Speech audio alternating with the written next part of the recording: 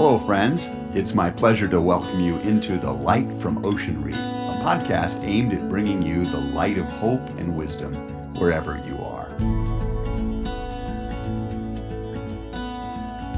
My name is Dan Meyer. I'm a graduate of Yale and Princeton, a former television and radio host, a pastor, and most importantly, a longtime follower of Jesus, a husband, a dad, and a friend.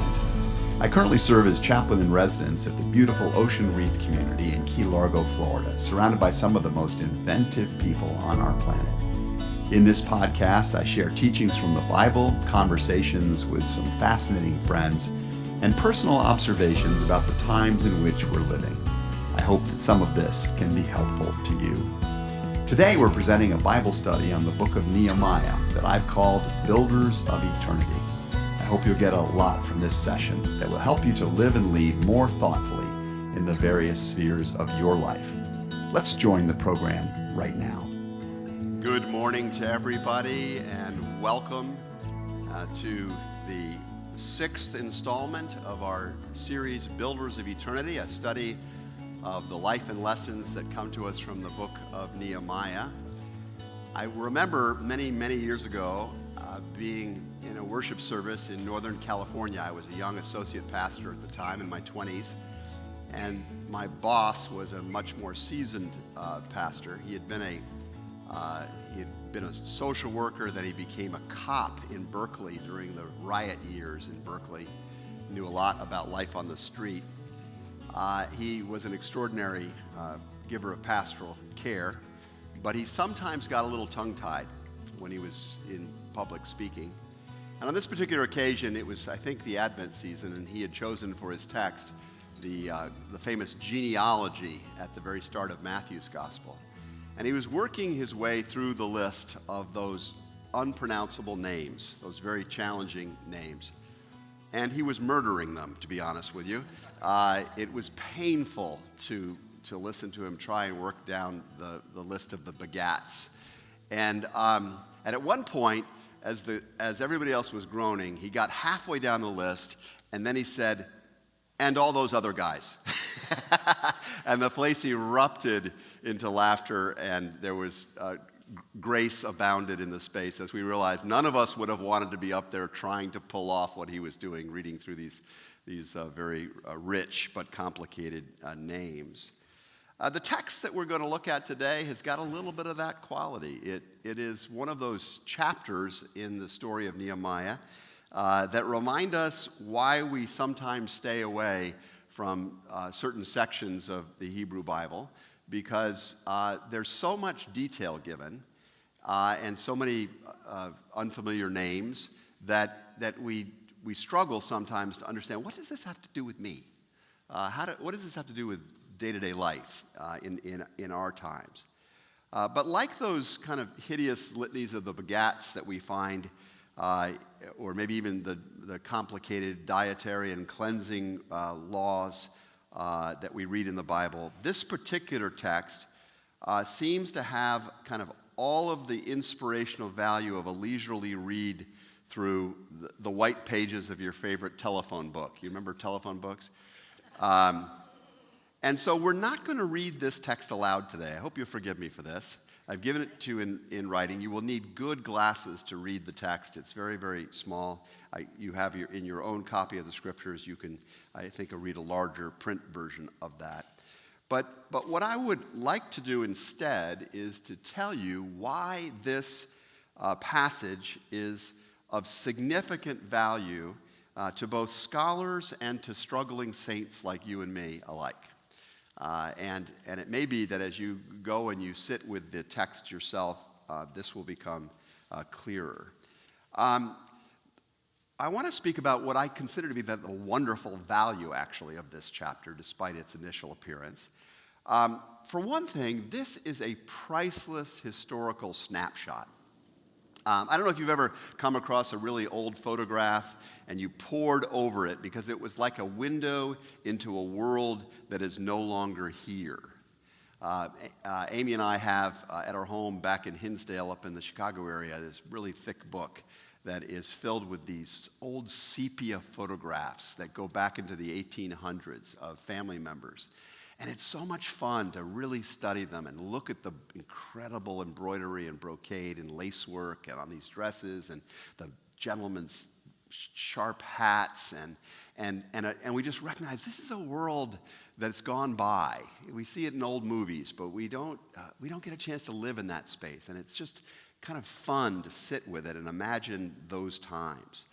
Historians have loved the book of Nehemiah and this particular chapter in particular because it gives them a very vivid description of the architectural features of the city of Jerusalem some 400 years before the Common Era, before the birth of Jesus of Nazareth. It gives them an accurate image of how large the city was at that particular time, and it gives them a glimpse into the glory that Jerusalem must have had prior to its destruction by the Babylonians in 586-87. So the towns that get listed in this chapter as the places from which all of the workers came, because we're reading about these different sections of the walls that were being worked on and who worked on them. But the names of the workers are considered by scholars to have been we're learning about the administrative centers of the Judean province of Persia at that time. And it's helped explain some of the records and buildings that archaeologists have subsequently dug up in some of these outlying areas beyond Jerusalem itself. So it's just this amazing historical snapshot of the way things were at a moment in time. Secondly, it gives us a detailed map of the ancient city. That we would have been lost to history, but for this particular chapter. Archaeologists have loved it because the combination of the descriptions of the topographical contours of Jerusalem and the nearby architectural features has provided a blueprint that they have used to reconstruct an image of the city. And it's told them where they might dig to find particular elements of the ancient city. It's almost like it gives us an X marks the spot and says there's going to be treasure in this part if you work for it. And so this chapter has been very useful there.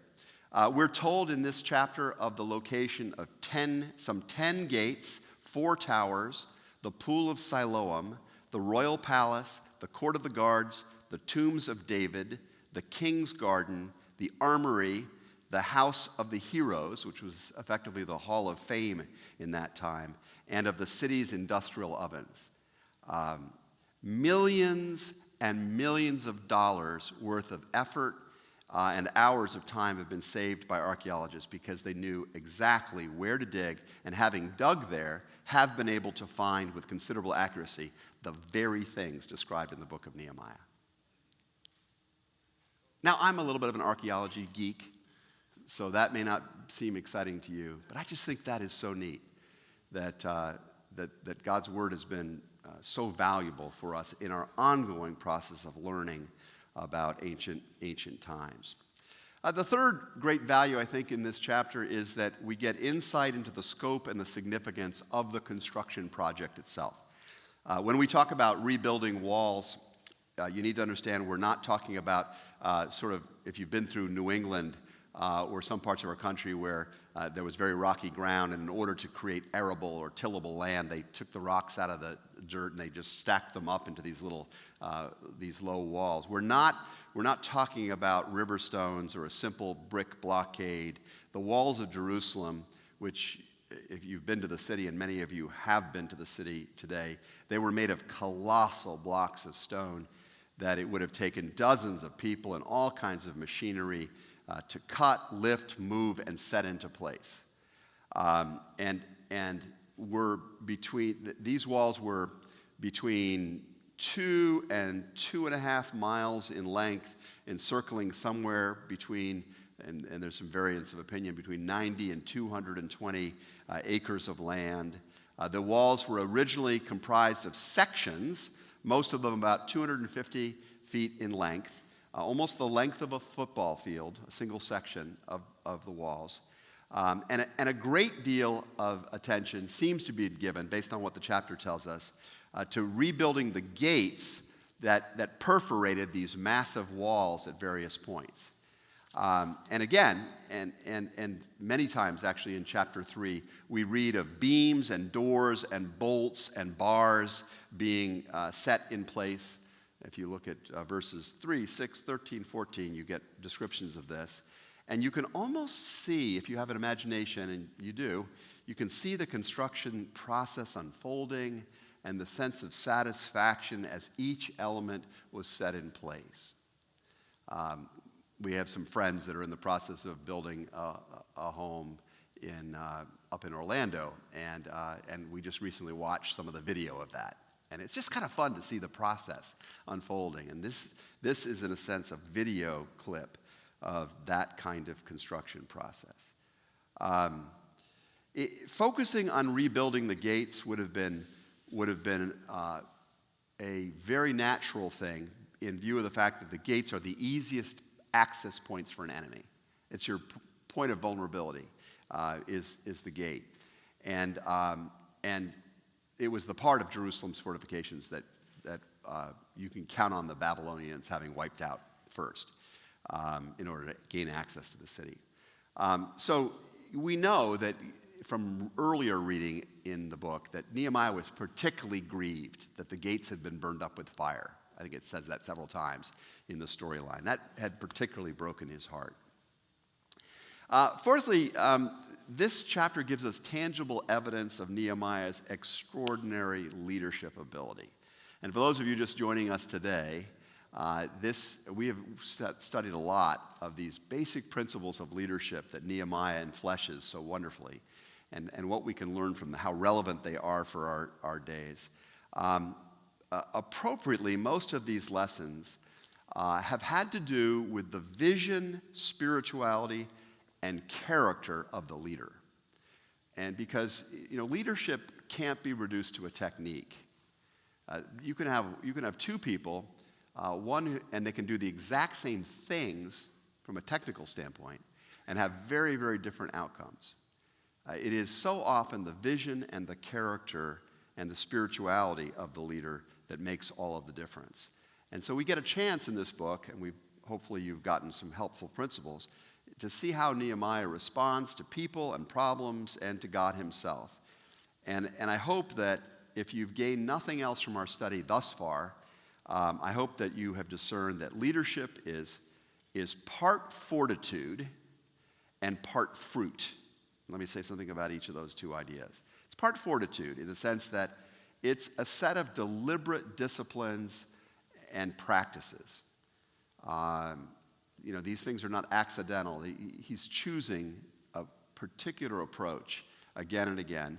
And it's part fruit also in the sense that a life that is rooted in God produces differently. We focus a lot on, in business leadership, we think a lot about productivity, but in spiritual leadership, we think a lot about produce.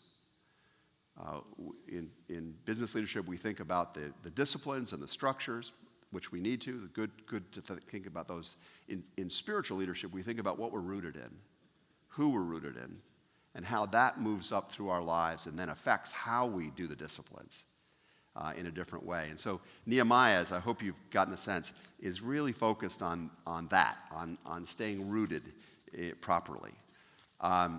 What we have here in this chapter, however, is staggering evidence of the practical complexity and the human impact of this sort of leadership. So you have to assume that somewhere between chapters 2 and 3, an almost staggering amount of vision casting, recruiting, planning, and organization has gone on. Right? So remember the scouting expedition last week? How they went out. He developed a small cadre of people, and he took them on this scouting expedition to examine the conditions. And then suddenly now we're seeing this massive building project going on in chapter 3. So a lot of work was done between chapter 2 and chapter 3. And God, who is acting through Nehemiah, is somehow able to catalyze a chain reaction of vision and effort that transforms what had been up to this point a discouraged, disorganized, divided citizenry into a veritable army of construction workers. This is amazing. And again, we read scripture sometimes and we just sort of then this happened and this happened. A little bit like, and then he went down to Jerusalem, and we don't take in that's 1,500 miles, on foot. Similarly, we just, and then they began the building. No, he must have mustered extraordinary commitment from a large number of people and organized them for these particular jobs. And it's just an incredible picture of leadership effectiveness. We're told in chapter 3 of some 41 distinct work parties at work on 42 sections of the city walls. It's stunning. Years ago, I had the privilege of serving alongside of an extraordinary leader. I think I talked about her at one point. I can't remember where now, senior moment. But her name was Mo Gherkins, or Mo Grezlakowski. Joan and Chip knew Mo. And she had been the top female executive at Dell Computer, at Bell Labs. She was the CEO of Zondervan Publishing. But I remember vividly when we organized a recovery effort following Hurricane Katrina. She was at the back of the room. I didn't know her at the time, and she asked all these penetrating questions. I think I told you this story. And I, in follow-up conversation, came to know just how formidable a leader she was. Well, I also put her in charge of an event called Project Serve, and it required identifying close to 100 service projects in greater Chicagoland and working with the organizations we were partnering with, and then developing teams and getting the leadership for those teams trained to take on those 90 different projects. And it took a massive amount of organizational leadership ability to pull that off. And she mobilized, I think we had over 1,000 volunteers that went out on one day to serve in these 90 different projects. Well, what's being described here is vastly more complicated than that. It's just an amazing set of endeavors that are being undertaken.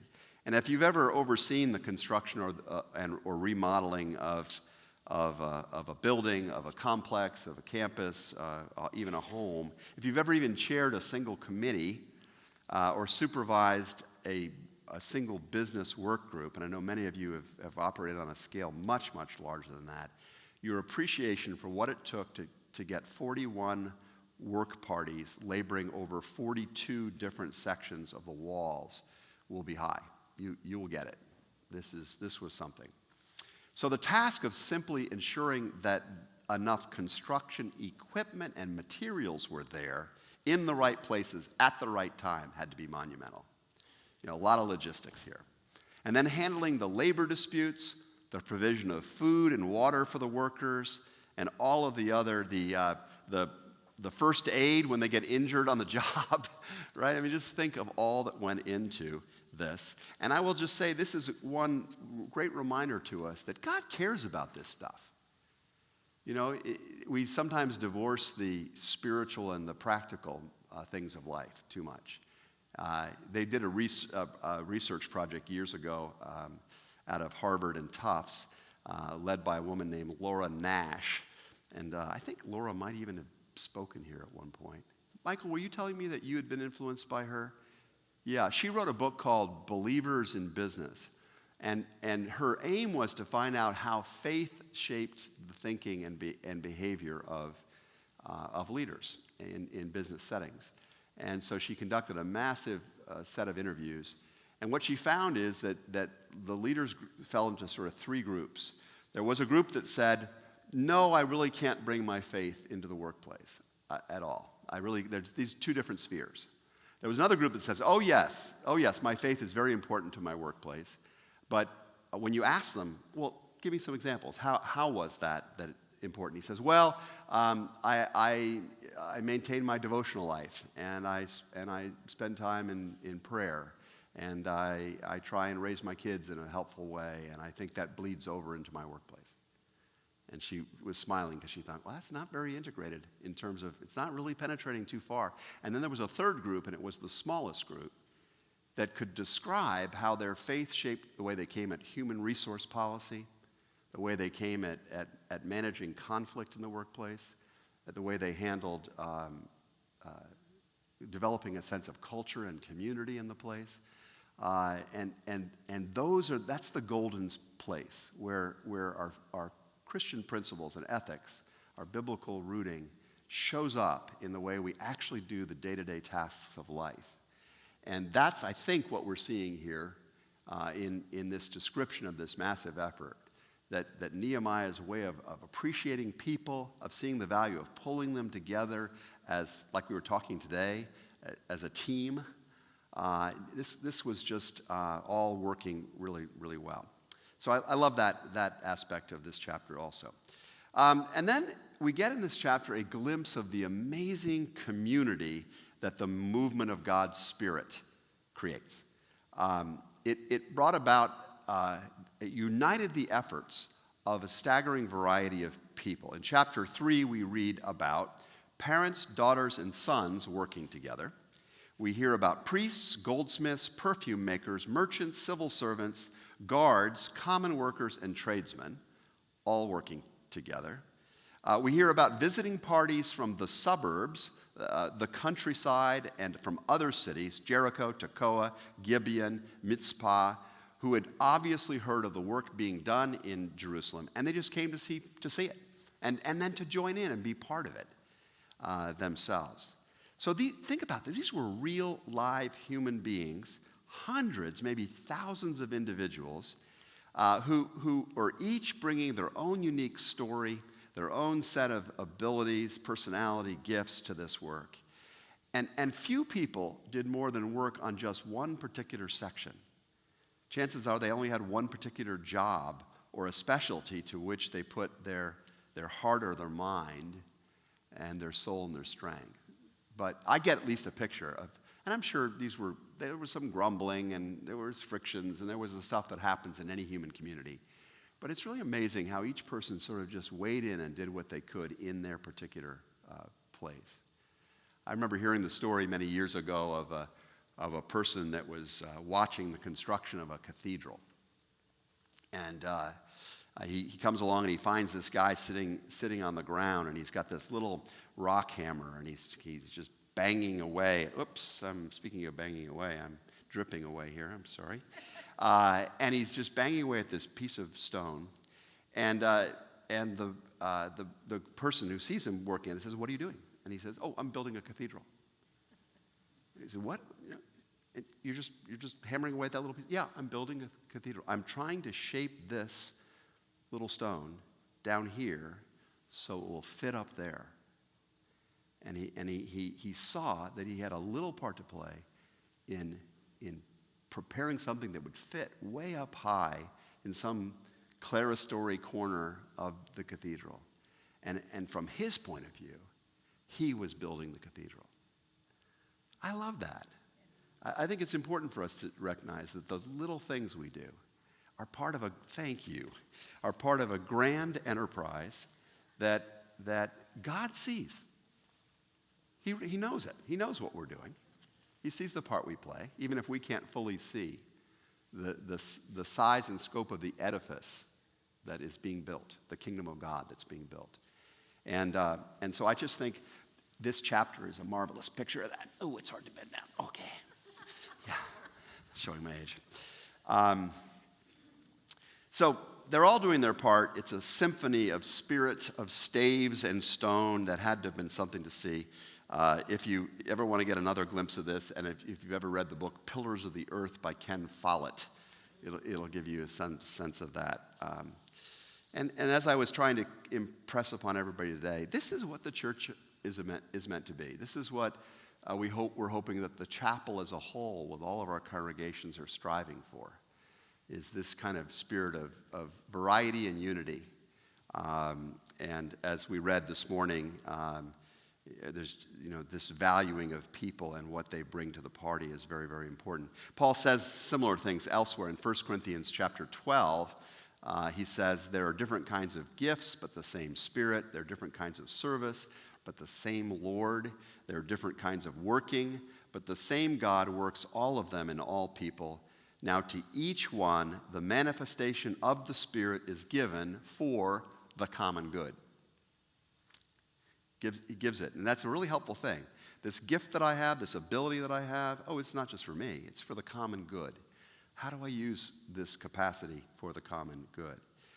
The Apostle Peter says, you also, like living stones, are being built into a spiritual house to be a holy priesthood, offering spiritual sacrifices acceptable to God through Jesus Christ. He goes on and says, you are a chosen people, a royal priesthood, a holy nation, a people belonging to God, that you may declare the praises of him who called you out of darkness into his wonderful light.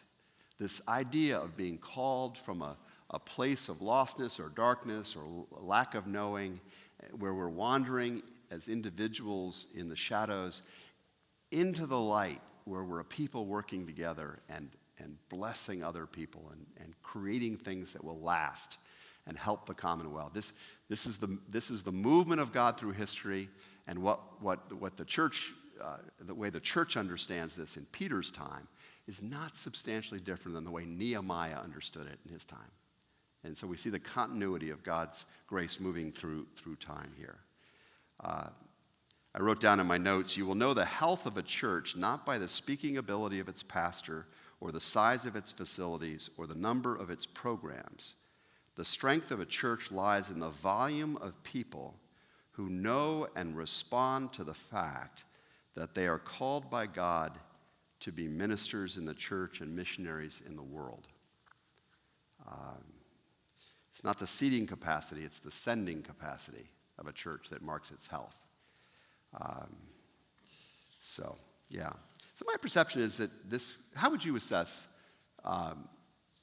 the chapel in these terms?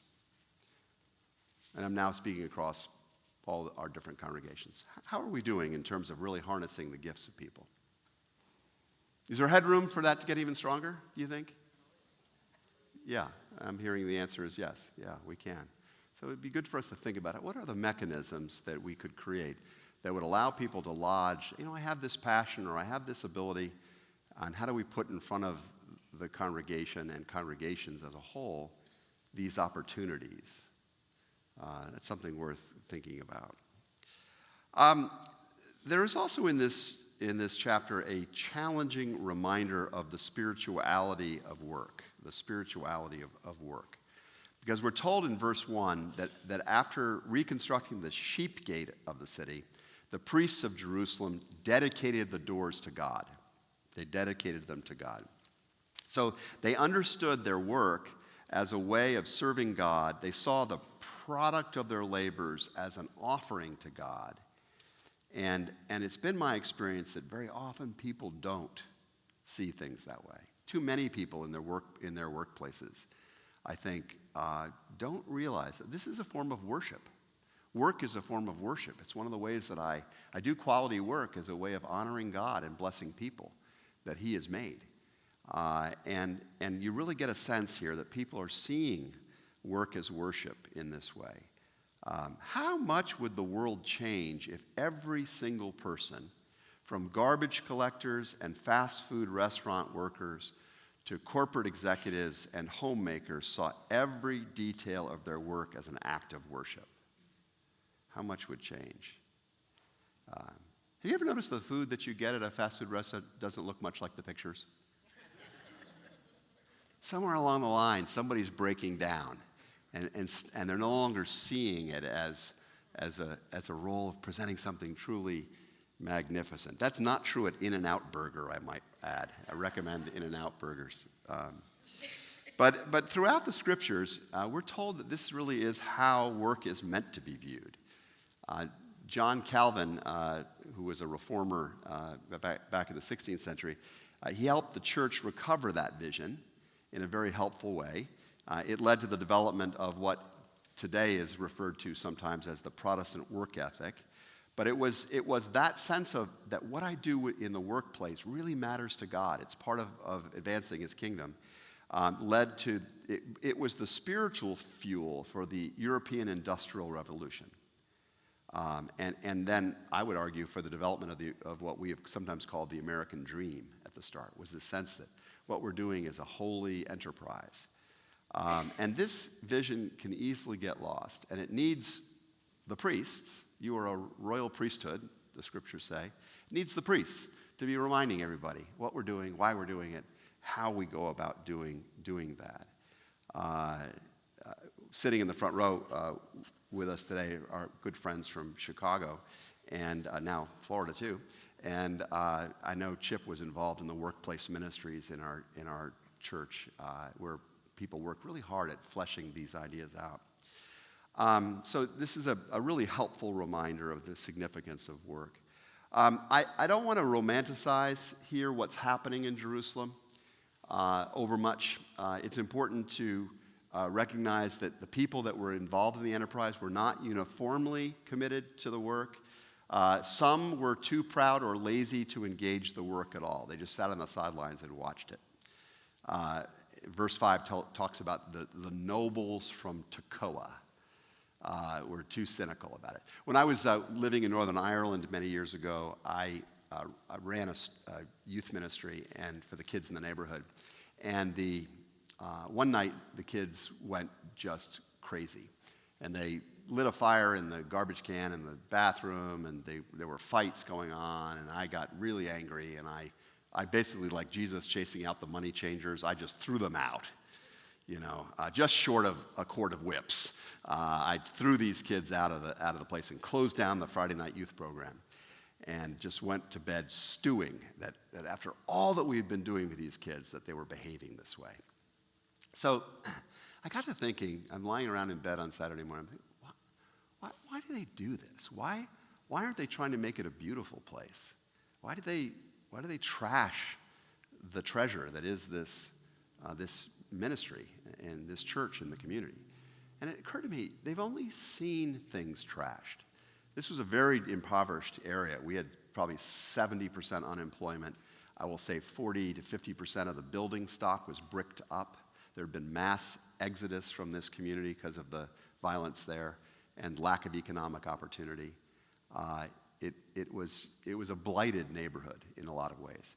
And I thought, well, these kids have just never seen things being built, so they just kind of fall in with this kind of destructive mentality. So I said, how do I give them a different vision? So I go out mid-morning, Saturday morning, and there's a vacant lot across the street from the church, and it's covered in trash. People have been using it as a junkyard.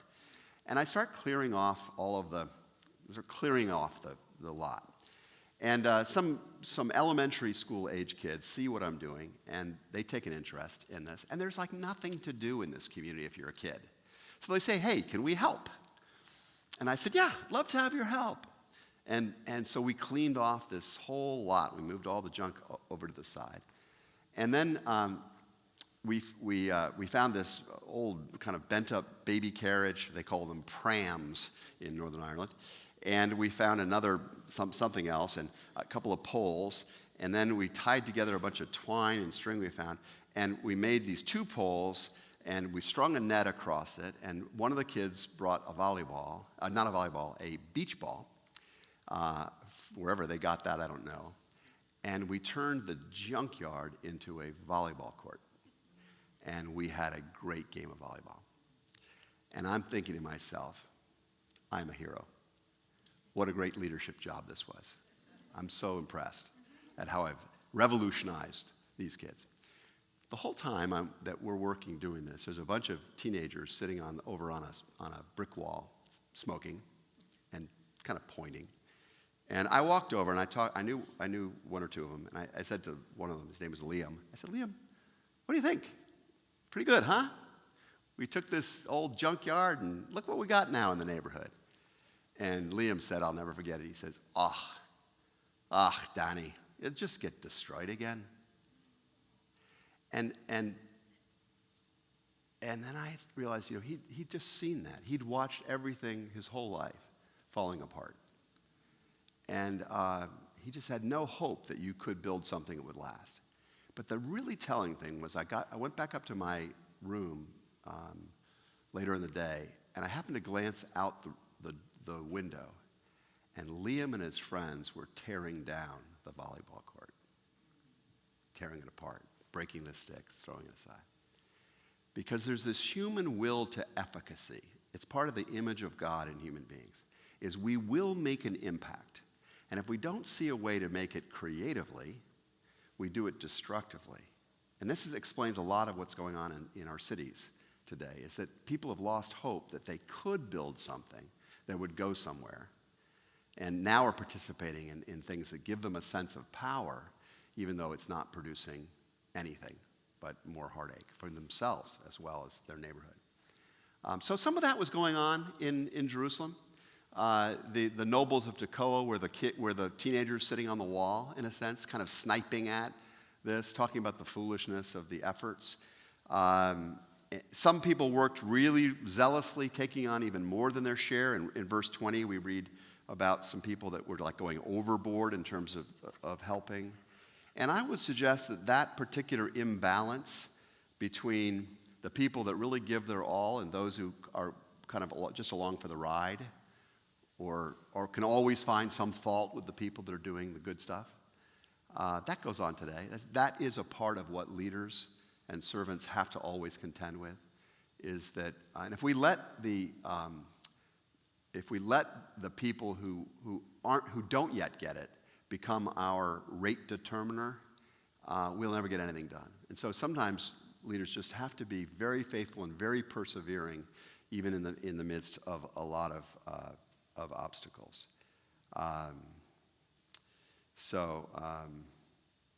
It is interesting to note, I'll just point this out, that most of the people who were working on a particular section, that section was within convenient reach for them. Most of them labored near or opposite where they lived. And so that idea that our main job is to think about what in my near sphere needs transformation, what in my near sphere needs rebuilding. Before I try and change the world, is there a part close to me that I can be impacting in a more constructive way? So Billy Gallagher's poem comes back to me. Isn't it strange that princes and kings and clowns that caper in sawdust rings are ordinary folk like you and me, are builders of eternity? To each is given a bag of tools, an hourglass, and a book of rules, and each must build ere their time has flown a stumbling block, like the kids on the wall, or a stepping stone, like those children that help clear the junkyard. Any observations from your own experience? Yeah. Well, I just think that a lot of people think that they've got to do something grandiose, and all they have to do is say good morning to somebody. That may be the only person that says something to them that day. You start with little things, you don't have to get overwhelmed. Yeah. And it's just the little things that count the most. Yeah, they do. Yeah, we think what I do is just a drop in the bucket, but even a drop means a lot to a person dying of thirst. So that's good. Michael, yeah. What I really like about this this study is that the story is really about duality. And it's not just about rebuilding the city of Jerusalem. It's how you rebuild society, how you rebuild values. So we have a structural side, and God's telling us this is what we have to do to create the city, but then we take those same teachings and turn them to yourselves. And this is how you build community and unity so you can practice together. And I think this is what's so powerful about this story. And if we could only emulate it in today's world, how much better we would be. I love it. Yeah, that's a great insight. That's so true. It's and I don't really think they could have done the rebuilding if they physically had they not been also creating relationship, value for people, sense of common cause. And then these things are almost like a flywheel, isn't it? They start making progress on the project, and that deepens their care and commitment to each other. And it's really, really good observation. Perhaps the word koinonia is applicable. Yeah, this may be an example of koinonia, right? Yeah, we're seeing some of the same principles there. I think one of the challenges for creating that sense of community here is not everybody lives here year-round. It's true. And we connect when you're here and we just love on each other. but then you go away Yeah, and come back interimly. yeah. That is one of the challenges of a community like we have, is that there's a lot of coming and going. I wonder, though, if we could get to a place where part of our line of conversation with each other is to say, how did you get it? How were you able to be involved in the building process where you went to while you were gone? You know, and see it as one big fabric. We don't get together all the time with each other, but we're all together on a mission of building that kingdom, of serving God's good purposes wherever we go. But you're right. It's sometimes easier if you're living with people all the time. A lot of our deepest friendships, right, were from high school or college because we were living together, doing life together all the time. But it's not insignificant what we do even in the short times here, which is great. Yes, Michael.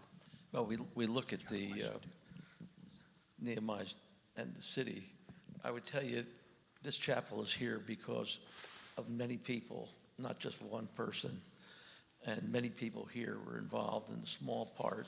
There's not just one. This goes back 10 years ago when this all started. And when people ask me about it, I say, if you've never seen a miracle, come to the chapel, because how this whole thing unfolded was a good example. Yeah, I love it. I have heard so many stories, and every time I'm meeting people, I'm hearing about what this place has meant to them and how they have been involved in it. Just from the way this has been written, there's a lot of emphasis on family, because the son of this person built this gate, and the son of another person built that gate. And it almost tells me, too, there had to be a little competition there. You know, that the families didn't want to be outdone, and they wanted to do their best. That's what I see. Yeah, I think that's a really clever insight. Yeah. And I was thinking about what Beverly said, that, you know, we don't all live here. Only recently I've moved here permanently, but I've been here for a long time, coming in and out. And one of the fun things about my little part of the world, which is the choir, is that we were always encouraged to join the choir even if we couldn't be here every week, because all of us, some of us don't come till January. Yeah. All of us, you know, we're here and then we're gone for a week, or we're gone for 2 weeks, and there's so much grace in that, being able to participate and being welcomed back, even if you've had to step out. Yeah. So I feel like that's what keeps it going, not only throughout the year with our coming and going, but throughout the summer. Yeah. We are still one body Yeah. in the Amen. summertime. Amen. Thank you. That's a very good observation. Suze? I'd like to make a suggestion that during the week, we always get an email with everything going on. Yeah. And potentially, we can add a line. I don't have it off the top of my head, but somebody can think of it like maybe it could be help needed, or the line could be what are your talents? And then each week, we just keep rotating something like we could use some help in fundraising. Who's talented? We could use some help in event planning. Who's talented? We Yeah. could use some help in hospitality. Who's talented? Yeah, that's kind of good. thing. Who's a great cook? We could use some help, Yeah. you know, things like that. So potentially, if we're sending out 52 of these a week, you know, a month, or a year rather, that we just keep going with a list like that, Yeah. and let somebody make a phone call. I think that's a great idea. I think a modern-day analogy might be the rebuilding of Notre Dame Cathedral, maybe to a lesser degree than rebuilding the walls in Jerusalem. But to see what it's done to bring the French people together and to instill a sense of pride is just amazing. Yeah. And now over 1 million people a day are visiting the newly restored Notre Dame. I think it's thrilling I do too. to have a common purpose. Yeah, it's a fabulous, fabulous story. Thank you. Thanks for bringing that to mind for us. Wonderful. All right. Well, I'm going to close this in prayer and let you go on your way. Thank you, by the way, for coming back. I'm conscious that this particular lesson wasn't the kind of verse-by-verse exposition that has been our pattern up to this point. We'll go back to that next week, but I hope you took something from some of the principles that I outlined on the handout for you. But let me close this with a word of prayer. Lord, thank you that you have given us a part in your work, that the work of your family is one in which you delight in involving your sons and daughters.